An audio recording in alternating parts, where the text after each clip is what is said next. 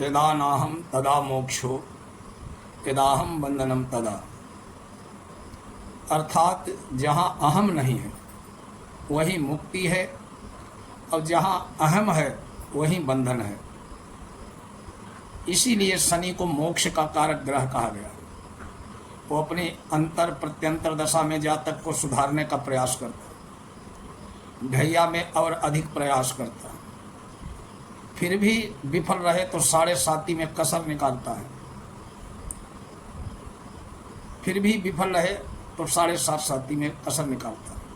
किंतु जातक फिर भी न सुधरे तो महादशा में या पुनः 7.5 में जातक को सुधारने का प्रयास करता है। जो नहीं सुधरता है उसकी मुक्ति नहीं होती, उसे फिर कष्ट भोगने पड़ते हैं, पुनः जन्म लेना पड़ता है। आज आपको शनि की ढैया 7.5 महादशा में क्या क्या सावधानी करनी चाहिए और इससे मुक्ति के क्या उपाय हो सकते हैं, वो जानकारी दे रहा हूँ। शनि के विषय में कहा जाता है कि 7.5 में वो प्रथम 2.5 वर्ष सिर पर रहता है, बीच के 2.5 वर्ष छाती हृदय पर तथा अंतिम 2.5 वर्ष पैरों पर रहता है। इसे चढ़ती सिर से और उतरती पैर से 7.5 भी कहते हैं। इसमें हृदय की 7.5 बीच के 2.5 साल अत्यंत कष्टकारी होते हैं। कारण यह है कि शनि सर्वप्रथम सिर पर चढ़कर जातक की बुद्धि का हरण कर लेता है।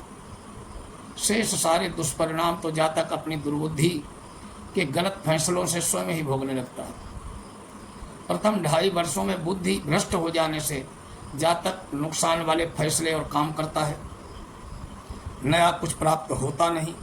जीवन यापन में जो कुछ पुराना जोड़ कर रखा है वो 2.5 वर्षों में बराबर हो जाता है। अतः बीच के 2.5 वर्षों से कर्ज और अभाव में विशेष पीड़ा के साथ गुजारने पड़ते हैं। उतरती 7.5 तक उसका अहम जो है चूर चूर हो जाता है। अतः वो ईश्वराधान आराधना में ही संतोष प्राप्त करके अभाव में जीना सीख लेता है, सो उसे अधिक कष्ट नहीं होता है। ऐसे जातक को शनि कुछ पुरस्कार दे करके जाते हैं। जैसी कहावत है कि शनि जब आता है तो छीनता है, किंतु जाता है तो कुछ देकर जाता है।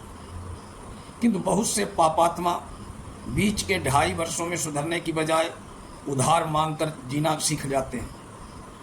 ऋणम कृत्वा घृतम पिबेत, उधार लेते रहो और घी पीते रहो, 4 वाक्य के सिद्धांत को अमल करते हैं। उनकी आंख का पानी मर जाता है। वे उधार का तकाजा करने वालों को शर्मिंदा नहीं होते हैं, निर्लज्ज और ढोंगी हो जाते हैं। निकम्मे होकर उधार, दलाली, चोरी, भीख को ही सहजता से अपना लेते हैं। ऐसे जातकों को शनि जाते में भी कुछ देकर नहीं जाते हैं, बल्कि वायदा करके जाता है कि अगली 7.5 या 19 साल की महादशा में तुझे सीधा करूँगा। ऐसे जातकों का न सुधरने पर घोर पतन निश्चित हो जाता है। शनि क्योंकि पहला कार्य बुद्धि भ्रष्ट करके ही करता है, अतः 7.5 के दौरान जातक को अपनी बुद्धि सद कार्यों में लगाने का प्रयास करना चाहिए। यथासंभव बुरे कार्यों से बचना चाहिए। जुआ, वैश्यागमन, मांस मदिरा का सेवन, इन 3 कार्यों से विशेष रूप से बचना चाहिए, क्योंकि शनि बुद्धि भ्रष्ट करके इन कार्यों की ओर धकेलता है। यही कार्य शनि के कोप को बढ़ाते हैं। जिस पर शनि की ढैया 7.5 महादशा हो अथवा जिसकी जन्म कुंडली में ही शनि अशुभ हो, उसे चाहिए कि कहे गए 3 कामों से दूर रहे, अन्यथा शनि का कोप बढ़ेगा। शिव, हनुमान, काली, भैरव आदि की उपासना, तेल, उड़द, काले तिल, लोहा, कीलें, चमड़ा, शराब, स्प्रिट, कोयला, काले वस्त्र, कम्बल आदि का यथाशक्ति दान करते रहना चाहिए। स्वयं को उनके सेवन के दौरान बचना चाहिए। पीपल, काले कुत्ते, भैंस, कौवे आदि की सेवा करते रहना चाहिए। और वाल्मीकि भंगियों को दान देना चाहिए। उल्का देवी के स्तोत्र का पाठ, शनि स्तोत्र और मंत्रों का यथाशक्ति जाप करते रहना चाहिए या कराते रहना चाहिए। सेवकों और घर के बुजुर्गों को खुश रखना चाहिए, कर्मठ रहना चाहिए। अतः इस विषय में सावधान रहना चाहिए। यदि सूर्य को अर्घ देते हो तो इस दौरान सूर्य को अर्घ मत देना। इसकी बजाय पीपल या शिवलिंग पर जल चढ़ाना चाहिए। अनैतिक कार्यों से बचते हुए शुद्ध बुद्ध रहने का प्रयास करना चाहिए, क्योंकि शनि की दशा या 7.5 का उद्देश्य ही जातक को सुधारना होता है। अतः डंडे खाकर सुधरने की बजाय खुद सुधरने का प्रयास करना चाहिए। विशेष उपायों में विस्तार से आगे कभी बताएंगे। शनि की ढैया 7.5 महादशा सभी को समान रूप से खराब नहीं करते हैं, भले कुछ को लाभकारी भी रहते हैं, क्योंकि जातक की जन्म कुंडली में शनि किन भावों में का स्वामी है तथा कैसी स्थिति में है, यह भी विचारना चाहिए। शनि का उच्च का है, नीच का है, मित्र है या शत्रु राशि का है, स्वग्रही है या अस्त है, कितने अंशों का है, बली है या निर्बल है, किससे युति कर रहा है, किस भाव में बैठा है, बकरी है या मार्गी है, किन भावों को देखता है, किन ग्रहों से दृष्ट है, इत्यादि सब बातों को देखना चाहिए। किन ग्रहों से दृष्ट है इत्यादि बातों को विचार कर ही शनि के फल को तीव्रता, शुभता या अशुभता का निर्धारण किया जा सकता है।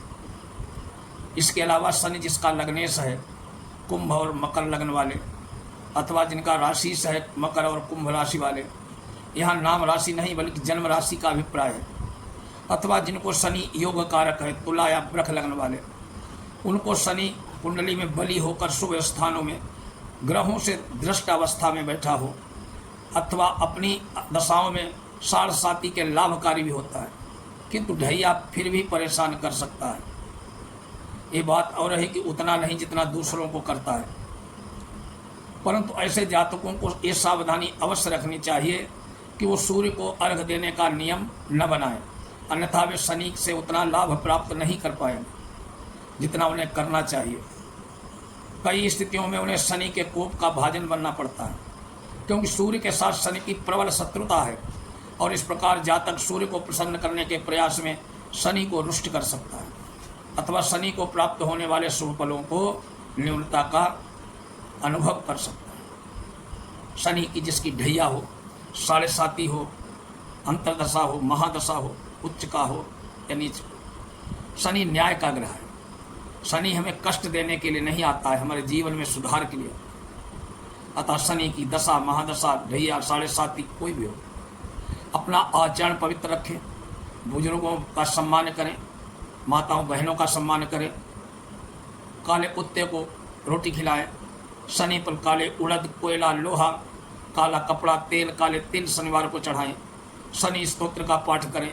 शनि स्तोत्र का पाठ नहीं कर सकते हैं तो केवल शनि का मंत्र ही जप कर लें, तम नमामि शनिश्चरम का ही जप करें।